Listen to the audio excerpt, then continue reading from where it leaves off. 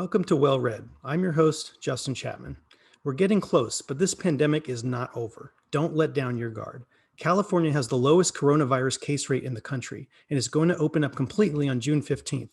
And starting this summer, the EU and Canada will let in vaccinated Americans. But India, for example, is experiencing a devastating crisis, and the tiniest fraction of the populations of African countries have been vaccinated. According to the UN, without access to vaccines, COVID will continue widening inequality everywhere, especially in poorer countries. This isn't over until the vaccine is readily available worldwide, which it currently is not. The US is far from achieving herd immunity, so it could come roaring back. Fortunately, the Biden administration said the US will begin providing doses to other countries, which is a good first step. Meanwhile, the CDC has updated its guidance. Fully vaccinated Americans can now go without masks outdoors, except in crowded settings. But being fully vaccinated does not mean you're 100% in the clear. There's still a small chance you could pass the virus on to someone who's unvaccinated. You still got to take common sense precautions, especially indoors. On an unrelated note, I want to bring to your attention a Discovery Channel TV show featuring Mad Mike Hughes, the flat earther daredevil rocketeer whose final and fatal rocket launch I covered for Huffington Post and Alta Journal last year.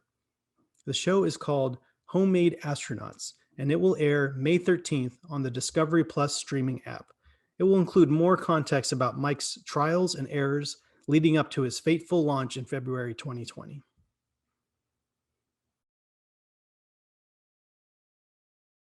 In international news, President Biden has announced the complete withdrawal of the remaining 2,500 U.S. troops from Afghanistan by September 11th of this year. That will end a war that killed more than 2,200 U.S. troops, wounded 20,000, and cost $1 trillion, not to mention the countless casualties and devastation experienced by Afghanis. This is by far the longest U.S. war in its history. And while there is a risk of the Taliban making gains there, the U.S. can't stay there forever, and arguably shouldn't have invaded in the first place. The same certainly goes for Iraq. In national news, Biden delivered his first address to Congress recently to a sparsely attended audience due to COVID. All in all, it was a breath of fresh air after 4 speeches by the former guy, who was all doom and gloom. At least Biden, a centrist by all measures, is governing somewhat progressively and consciously invoking FDR in an attempt to widen what the government can do for the people it is supposed to serve. With razor-thin majorities in both houses of Congress, it remains to be seen if he will be successful. But so far, so good for the most part. In California, check out Desert X, a series of free outdoor art installations throughout the Coachella Valley in Southern California. There are some really interesting pieces in this exhibit that are definitely worth a visit. Desert X runs through May 16th, 2021. Also, in California news, California will lose a House seat for the first time in its history due to the mangled results from and distrust in the way the Trump administration handled the 2020 census. Those consequences will be felt well into the future. Meanwhile, Governor Newsom will face a recall election later this year after opponents gathered enough signatures to put the question to voters statewide. Because what we need right now is another contentious election year. Let's patch in our guest, musician Brad Logan. Brad, thank you so much for joining me today. It's an honor to have you on the show. Thank you, Justin. Happy to be here. Brad Logan is a guitarist and writer from Southern California. He's really an institution in the punk rock world. He was the founder and guitarist for the hardcore punk band F- and currently plays guitar in the anarcho-punk band Leftover Crack and bass with first wave legends The Adolescents. Logan has spent his life in underground music scenes and on tour as a roadie, musician, and loiterer. He's worked at record labels, venues, nightclubs, DIY spaces, and waded through toxic medical waste as an assistant plumber. Currently, he runs an occult pet accessory company called Hellhounds with his wife, artist Kristen Farrell. And of course, many years ago, the band Rancid wrote a song about him called Brad Logan, which was featured on the Chef Aid episode of South Park. So Brad, why don't you start by telling me about where you grew up and how you got into the music scene, your early career? I grew up in Southern California, in Huntington Beach. my family moved here in the early 70s, and I was born in Arizona, but grew up here. And how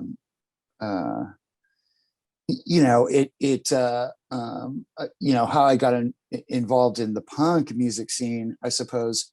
I grew up listening to, my mom would give me records. She would buy them at garage sales and flea markets or whatever. And, here, I brought you some records, and it would be like Led Zeppelin or Black Sabbath or, things like that. So I was reared on pretty good classic rock, in my opinion, stuff that I still listen to today. Mm-hmm. I don't know if my mother was into it, but I was like, oh, this cover looks interesting. Why don't you listen to this? And the punk scene was just kind of a at the time I was growing up around here, it was very there were very sharp defined lines of if you went punk, you were like, if you cut your hair and went punk, you were taking the plunge, man. You were taking a big step in sort of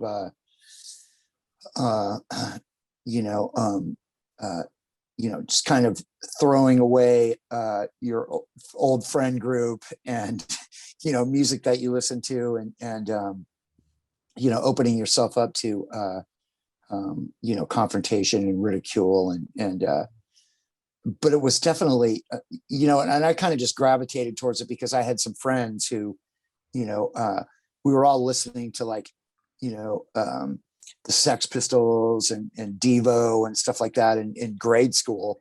And then I had friends who sort of went professional and cut their hair and started going to gigs, and I just kind of fell in with that crew, at some point.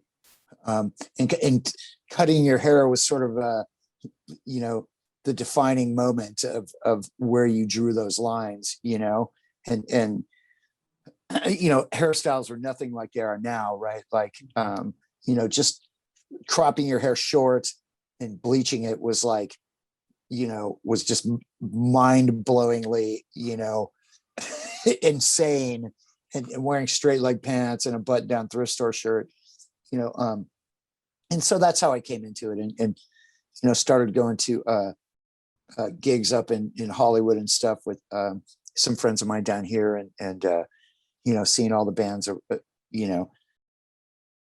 around that time period of early 80s, and the rest is history. I never, there were sort of brief periods where I was kind of out of the scene or whatever, and wasn't going to shows anymore. I've pretty much never lost my love of it, and have been going all of my life, to everything, DIY basement shows, to parties, to arena shows or whatever. It's just something I've always loved, and never saw it as a thing you would grow out of. There's like, it was a lifestyle. It was, it was a way of life, and a way of looking at things. And what are some of your favorite bands? I like a lot of things, right? And I'm all over the board, so early influences, aside from the classic rock stuff, as far as punk bands are concerned, I guess that the first things that really, like, kind of cracked my head open were I got a cassette tape, borrowed a cassette tape from a friend of mine. On one side it had the Germs GI, and on the other side it had the Nervous Breakdown 7-inch of Black Flag. And I was like, what is this? I've never heard anything so totally insane, and it sounded like I felt inside. Circle Jerks were another band I loved, and this was early on stuff, but I also liked a lot of started getting into a lot of English bands too, stuff like Wire and, Echo and the Bunnymen and all that early sort of, Killing Joke, as well as like, some of the Sham 69 and those bands were all very influential. And from there, I kind of, when the scene got too violent, the punk scene got too violent here, I kind of gravitated more towards things like, dark wave stuff. Goth wasn't really a term, it was death rock and 45 Grave and Christian Death and Bauhaus and Birthday Party and things like that, coming over from England, progressive stuff at the time. And I just kept branching out from there. You know what I mean? Those bands opened my mind to, to their influences, because you really had to work to research, things back then, or discover things by accident, just flipping through records. And I worked at a record store. I worked at a record store here. And that really helped, because my friend who got me the job was the import buyer, and he would read all the, the press paper, the NME and Sounds and stuff like that. And just order these records for the shop,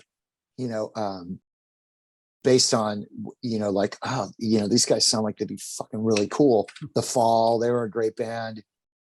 And so we get these things, and a lot of times you'd have to buy them, based on the cover, with no idea what this is going to sound like. This just looks like it's going to be from hell, or word of mouth. I got dragged to a lot of shows where I hadn't heard the band before. And somebody was like, oh, you got to see this band. It's going to be great. And I saw a lot of bands like that where there were 50 people in the audience, because there was no, the way to get the word out there was, word of mouth,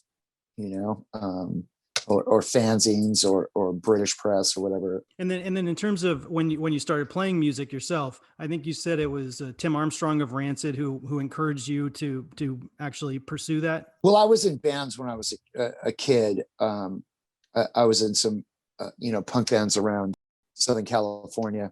I was in this band called the Ozzy Hairs with Mark Alva, and I was in a band called Harry Carey, who were from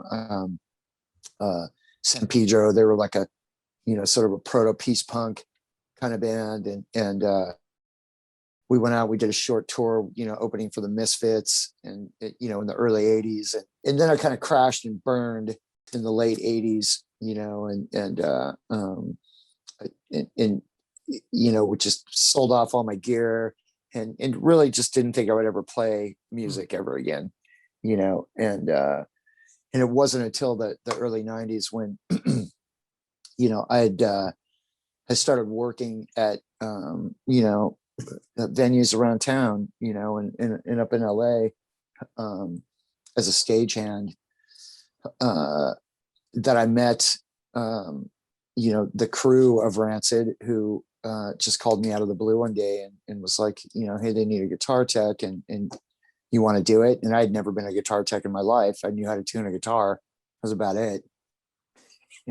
It's like, oh, let me think about it. I had to think about it for a week, because I had to, would have had to quit my job. I was working also at a distributor called Abbey Road, which was a pretty big, distributor out here at the time. Like, I don't know if I want to quit my job.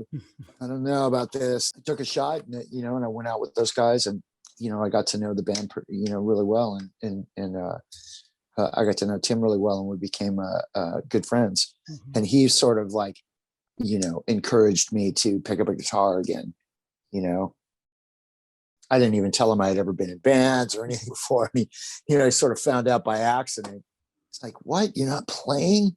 What's wrong with you? Come on, man. So I want to credit him as being, instrumental in me, doing everything that I've done from then till now, as far as the bands I've been in, and recorded works and any sort of output, and it sprang from there, really. Right. Yeah, and I'm also really interested in the oral history book of about leftover crack that you're putting together for Rare Bird Books, which also published my book a few years ago. So tell me about that book, how it came about, and when it's coming out. The book is titled Architects of Self-Destruction. It just went up for pre-order today on all the usual outlets that one pre-orders things from, and the book came about simply because there was so much unbelievably just crazy bullshit that would happen on tour. With that band, we had so much so that it became totally normalized, right? Think of the craziest riots or just people like fist fights on stage, and and it was just like, oh, it didn't even flinch anymore, and but there was a lot of opposition, and as well there was we had a lot of confrontational situations with people who did not want to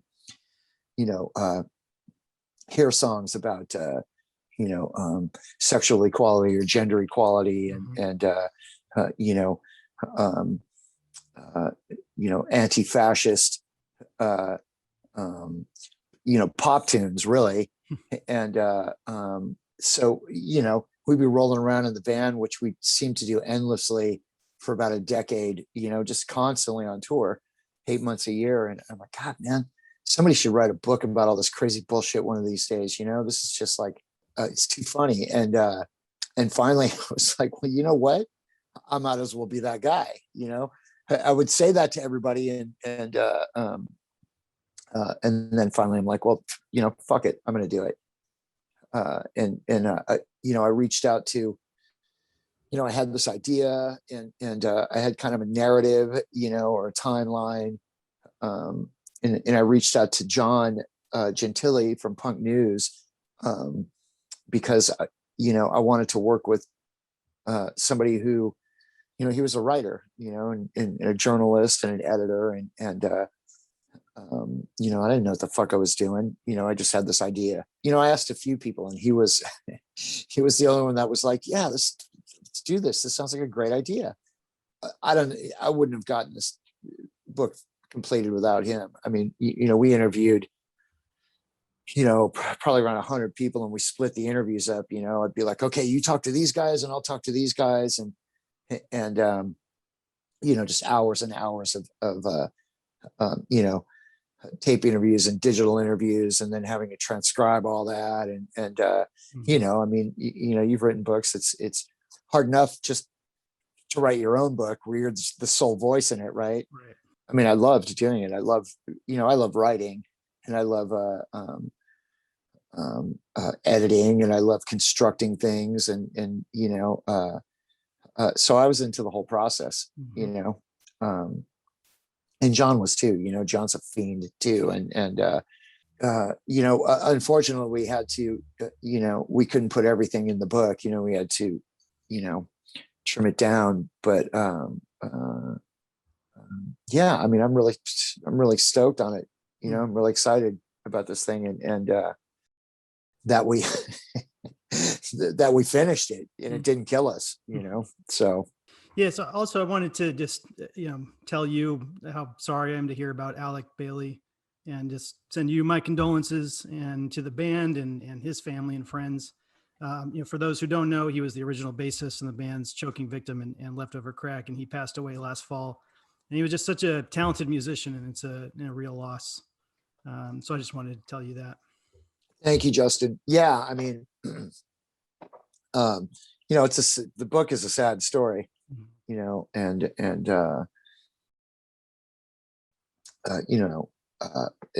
Alec was, I mean, as well as being my friend, he was an amazingly talented musician, not only bassist, but, very creative, very funny, I mean, just warped sense of humor, highly intelligent. And he was the anchor of the band. I mean, he was kind of the glue that held us all together. And most bass players are kind of like stable guys, you know what I mean? I know I'm stereotyping, but I've seen a lot of that, where it's like, oh, who's running shit? It's the bass player, and he was that guy, very grounded sort of dude. He was crazy too, but he was more grounded than the rest of us, so yeah, I mean, he's irreplaceable. What are you going to do? Yeah. He's going to be missed. Can I also ask, what was it that happened with Ezra, the first Leftover Crack guitarist? What was the nature of that disagreement or that split? I think it's just, the push and pull of there were just, so many creative types within the band. Everybody was, a songwriter on their own. Everybody was, a talent on their own, really. Ara and Ezra and Alec and Sturgeon and and I had my own bands and stuff too. So to get that many personalities, together to agree on the same thing is like, it's a miracle it lasted as long as it did, and I think Sturgeon and Ezra are both brilliant songwriters and very, they know what they want, and they're very, strong personalities. And so, I think, in the end, they just, they felt they had done as much as they could together and decided to, start working separately, Ezra didn't really quit, there wasn't sort of some big, dramatic exit. He just kind of like stopped playing shows with us, which is a bummer because he's fucking brilliant. And I love, I love him like a brother. And, I think the stuff that we did together, with all of those components together, that push and pull, was brilliant, and the same sort of push and pull I've seen in other bands that I really admire, For sure. that also haven't lasted, so that's my take on it, Mm-hmm. And Leftover Crack were really unapologetic pioneers in terms of calling out the police for their corruption and brutality long before people really started noticing what was going on around about 2014 when the expansion of cell phone videos and that kind of thing. You guys feel some kind of vindication for that? Well, I think, I mean, that's the history of rebel music, really, and not only the punk scene, but late '60s, and I just think that viewpoint just keeps being enforced. Like, no, we made it, and this is really what's happening, and just really driving it home. We weren't, the first ones to ever do that, but we were, carrying that torch of, hey, this is real, and this is really fucking going on, and take a look around. Lots of other bands have done that too. And I think that we were in a position, with the labels that we're, associated with, and the profile that we had, and wrapping those sort of things in sort of a pop format. I mean, if you look at the core of a lot of these Leftover Crack songs, they're pop songs, and it's catchy, wrapping in the catchy rapper, we're just a part of something bigger, and if we've done anything to open people's eyes to help to spread the awareness of things like that, and affect some positive changes, and maybe some of it's being in what's being reflected now, then it's a good feeling. Mm-hmm. It's totally worth it in that alone. Yeah, absolutely. And did I hear you say in another interview that Leftover Crack has 2 albums worth of unreleased songs? Oh yeah, we have a ton of stuff. I mean, Sturgeon's got a ton of stuff. I have stuff. We have stuff that was recorded. We still have a group of songs that Alec, recorded with us that are new songs that, haven't seen the light of day yet. And yeah, we have a ton of material. It's really just a question of, finishing up some things and deciding what's going to go where and when, Mm-hmm. And then I've also heard you talk before about how the pandemic has actually been a period where you've been able to be pretty productive. So what has the pandemic been like for you, and what projects are you currently working on? The pandemic did for me what I couldn't do for myself, which was put the brakes on, you know. And I had been like, in this runaway train of just constantly on the move and constantly touring and between multiple bands for a long, long time. And I was getting pretty exhausted. So I don't know if I would have been able to, stop and take a breath, if something like this hadn't happened. I was approaching some sort of fucking mania. And aside from, the obvious, very real dangers health wise, and everybody's out of a job, and economically, like, a lot of people are screwed. A lot of, my musician friends and artist friends, and there's no shows, there's no a lot of us live hand to mouth, check to check, right? And as it were. Right. And so aside from that, creatively, this has just been like, the best thing that could have happened to me. It's like, all right, everything else has been removed, all the external distractions have been removed, and now what are you going to do? Mm-hmm. So we started hammering out this, throwing everything into hammering out this book. I started working on multiple musical projects with people I was already involved with, but also with people that I hadn't played with before, and in different states and in different countries, and sending tracks back and forth. I played on a few people's tracks, and I started a band with my friend in the UK, Gabba from Chaos UK, and my friend Sarah from Question and Detestation in Portland, and we've been sending tracks back and forth, and I've been working on solo stuff, and but really, what I've really enjoyed the most is just being home and hanging out with my family. Mm-hmm. And my dogs are my family. I have 3 dogs and 2 cats, and Kristen, and just kind of taking stock of what's really important. Those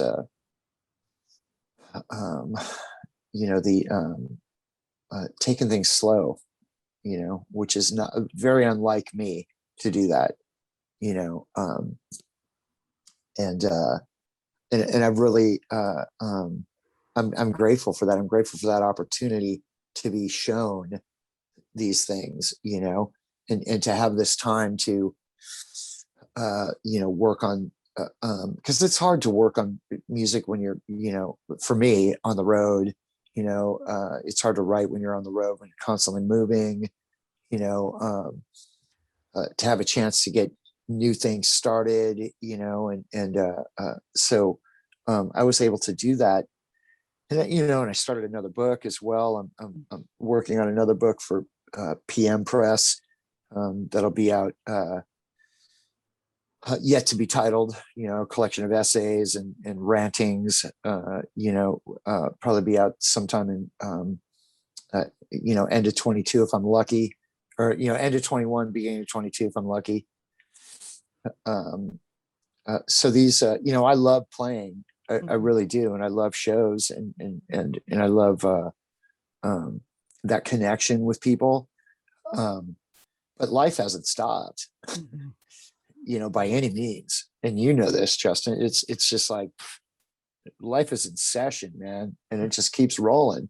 You know, it's like, oh, okay, this door's closed. Cool. Well, what's over here, Mhm. right?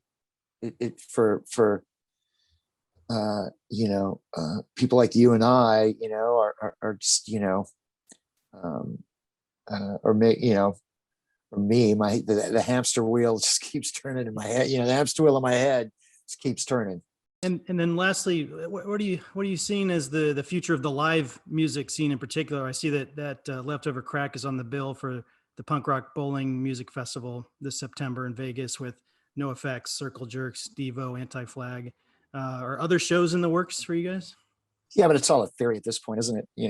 I think that in the beginning, we just everybody just kept moving dates. Like, Mhm. all right, we're pushing it back another couple months, till finally everybody just canceled everything.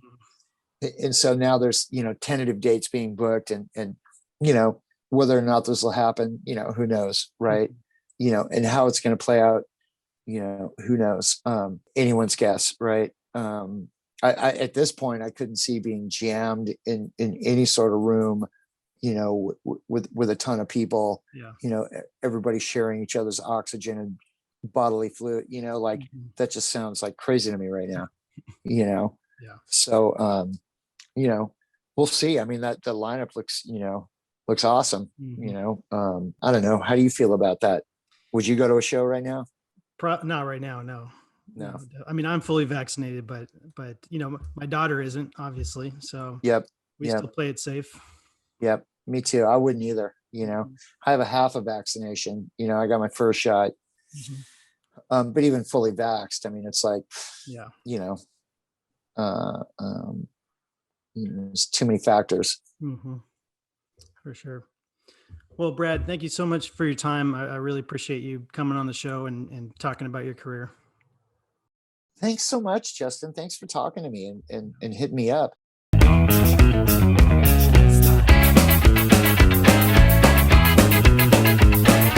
Thank you all for tuning in. If you need recommendations for good reads, check out Permanent Record by Edward Snowden. Whether you agree with what he did or not, it's an important read. And The Company by Robert Littell, a novel about the CIA during the Cold War, a period I find endlessly fascinating. Okay, before we go, let's check in with our senior toddler correspondent, Sienna.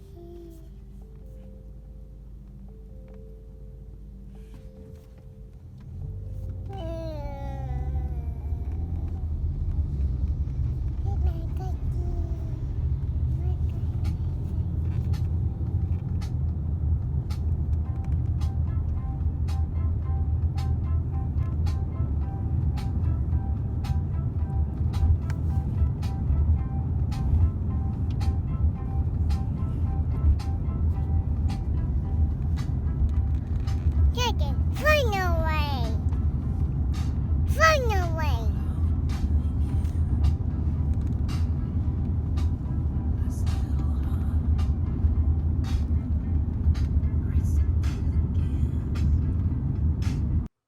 Thank you for that report, Sienna. That's it for this episode. Thanks for watching. Stay tuned for new episodes of Well Read once a month. You can find this show on YouTube and the Pasadena Media TV channel. Check for showtimes at pasadenamedia.org or watch it on their streaming app. I'm Justin Chapman, signing off. Learn more about my work at justindouglaschapman.com and sign up to receive my email newsletter to get updates on what I'm working on at justinchapman.substack.com/subscribe. And remember, A life well read is a life well spent. So go read a book. Until next time.